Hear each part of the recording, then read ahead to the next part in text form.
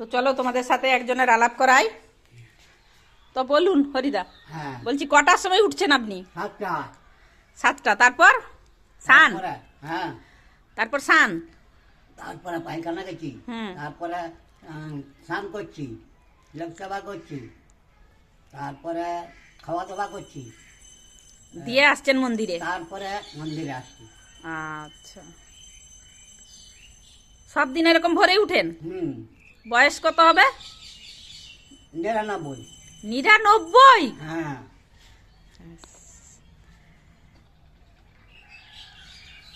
বাহ, কটা আঙ্গুল আছে? হুম, আমার কটা কটা আঙ্গুল দেখাচ্ছি আমি? 2টা। কি চোখের পাওয়ার! তো আমি অনেকটা দূরে আছি, দাদা অনেকটাই বুঝে বুঝছে, কিন্তু এখনো খালি চোখেই দেখতে পাচ্ছে। 99 বছর বয়স।